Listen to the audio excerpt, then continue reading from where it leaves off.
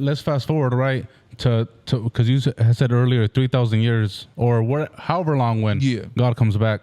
When God comes back, what exactly do the scriptures say when he comes back? The scriptures say that there's going to be an elect group of Israelites that will be with Christ, that will fight in a war against the armies of the world, headed by Russia, right? So by Russia specifically. So specifically, the land of Magog is mentioned prophetically in the Armageddon, the final battle. And when you look up Magog, where what modern day Magog is Russia.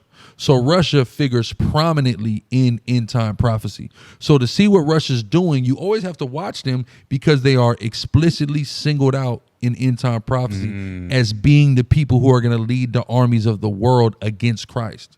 You see what I'm saying? So in that end time, there will be a battle fought between Christ's army, the army of Israel, and the armies of the world headed by Russia. And of course, Christ will prevail. His army will win. And then at that point, Christ will conquer the world and subject the world to Israel and to the God of Israel. Do you believe in your lifetime we will see Russia make a move on America? I'm hopeful. I would say I'm hopeful.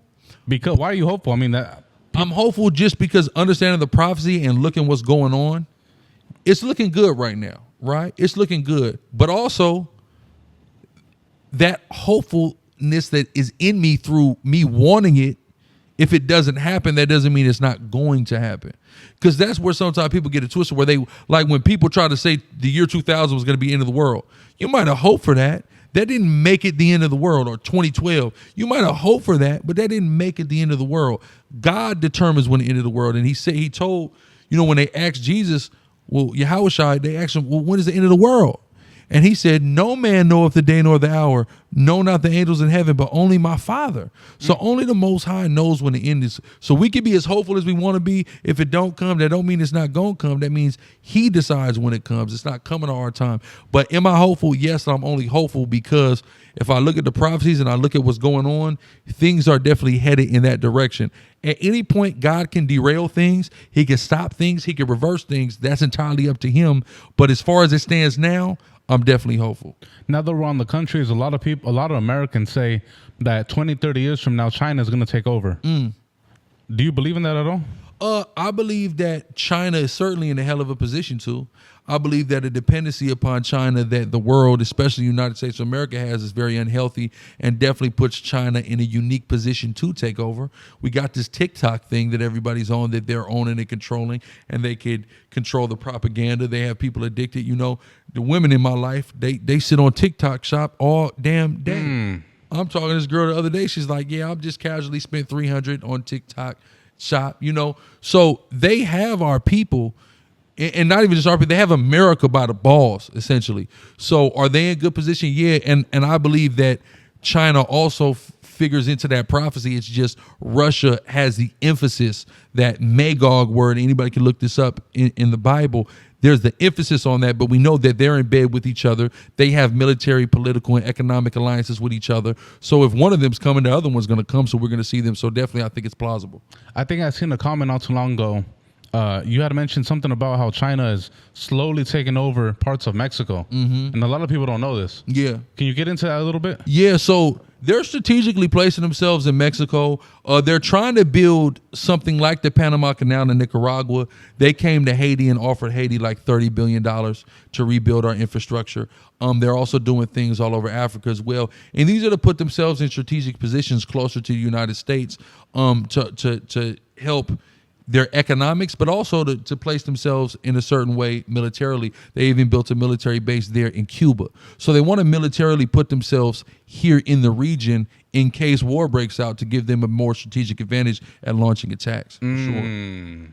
So that could be in the future then, them trying to make a move on America. For sure. Oh, for sure. I think it's inevitable. I think it's definitely inevitable, for sure. A lot of people say that the war wouldn't necessarily kick off like that. Like, I think I've seen the president of El Salvador say that America is already destroying themselves, right, within themselves, through, like, you see the way California is being governed with the homeless, with the drug problem. he pretty much said, he alluded to the fact that no country needs to come in and take over America. America's already slowly destroying themselves. Yeah, he got a point. I saw this clip of Andrew Tate the other day that was crazy, right? And it was called Race War. And he was like, well, who's going to win the race war? And he's like, well, we don't actually have to do anything.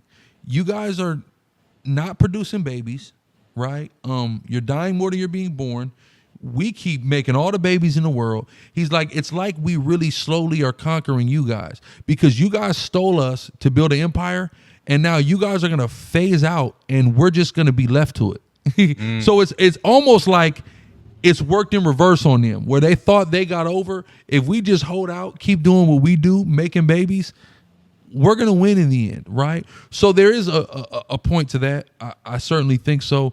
But I also think that because of the nature of the conflict and the different things that are going to happen, that there is going to be an engagement. But also, if you leave America to its devices, over time, America's going, like any empire, like Rome, like all the empires, people got to understand America is not exempt from what we can historically view of all the empires that preceded. Eventually, every empire falls. So you can sit back and allow it to fall, or you can force it into military conflict and bring it down. Either way, every empire inevitably falls. Shit, no, it's real. Shit, 2025 just kicked off. What can we expect from Grla Hebrew? I mean, I'm just doing everything, man. We just trying to go big this year, spread this word, make different appearances, do different things and help to, people that have awareness about this Hebrew Israelite thing. And it's not just screaming at white people. That's like a minority of what we're about. We're really about loving Black, Hispanic, and Native Indian people. Like that's it. And following the laws of God. And we want our people to understand that it's not as impractical as you would think to be in alignment with the commandments of God. Keep it 100. When you go preach the word in the streets and like you tell white people like, hey, get on your knees and kiss my foot. Do you get a kick out of it? For sure. For sure. Hell yeah. You damn right. For sure. Oh shit. For sure. Well, is there anything you want to leave the people with? Man, I just want to say all praise to the Most High. Blacks, Hispanics, and Native Indians, you are the descendants of the 12 tribes of Israel. Repent, come back to your God, love yourself, love your God, love your people. You can look me up, Grla Hebrew, on all platforms. I'm chief priest of an organization called Sakari.